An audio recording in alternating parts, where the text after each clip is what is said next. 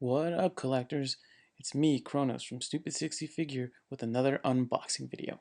Today we're looking at Gecco's Raiden figure for Metal Gear Rising. If you want to see a full review or my quick view video, check out the links below. So let's start off with the packaging. This is the front with a nice little window, the side with credits about the figure, the back with a piece of art, the other side with a description, the top with the logo, and the bottom with company information. Personally, I think this figure is great, but it's got the worst packaging I've ever seen on any figure. Unless you know what it actually looks like, this little window is not telling you anything, and there's no pictures on the packaging at all what the actual figure looks like.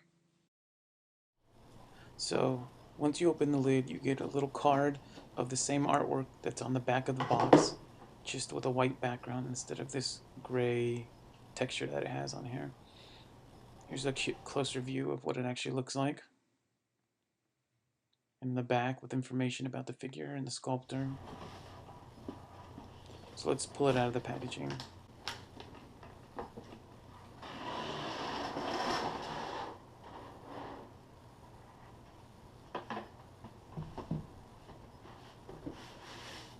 Here's the insert with instructions and art.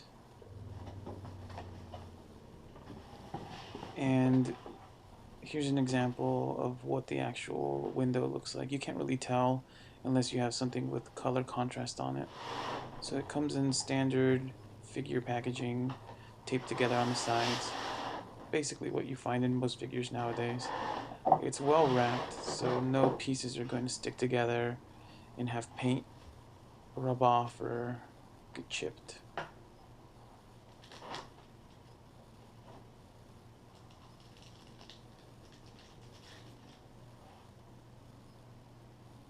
The figure itself feels really solid.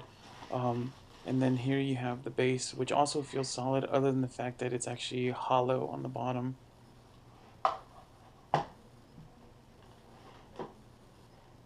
So you have this piece right here, which is a spine. It's rubbery and semi-translucent in some pieces. Here you have two different right-hand configurations and the alternate left-hand configuration holding the Muramasa scabbard. Here you have Raiden's regular sword, its corresponding scabbard, and the Muramasa blade. Here's the scabbard that goes on Raiden's back. It has hinges, so it makes it easier to pose, and it wraps around his body.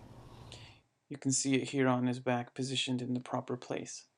It actually attaches to this little hole right here on his back plate, which mimics the hole that's already there, and then it attaches with this peg onto his body. The figure also comes with an alternate hair piece that goes with the visors that are included. So when we want to mount the figure to the base, you have to match the little pegs on the bottom of his feet. It's actually a little difficult to do, and I felt like it was breaking it at first, so I skipped ahead. Once you have them on the stand, you can start putting the accessories on. You can either do the spine, or you can do the sheath. It's really up to you which one you like better. Also, you can set up the different swords however you want. I like the red one just because it looks cool and it's semi-translucent. They attach with these little pegs that correspond specifically to the pieces that go there. So now let's move on to his head.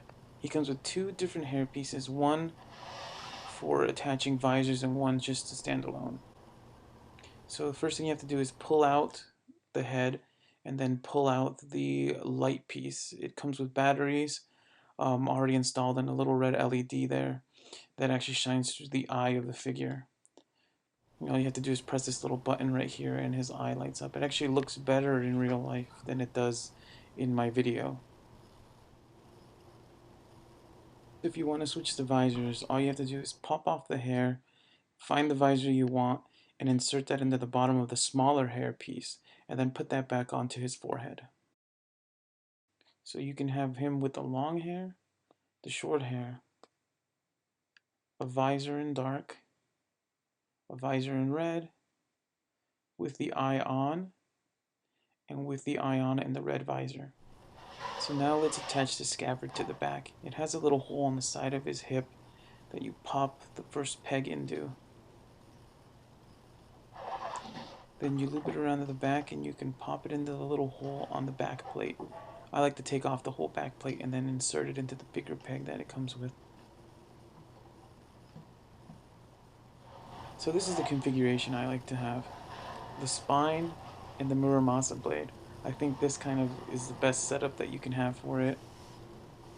Just for size comparison, here is a figure next to one of Konami's Metal Gear Rising business cards that they were using during the promotion of this game.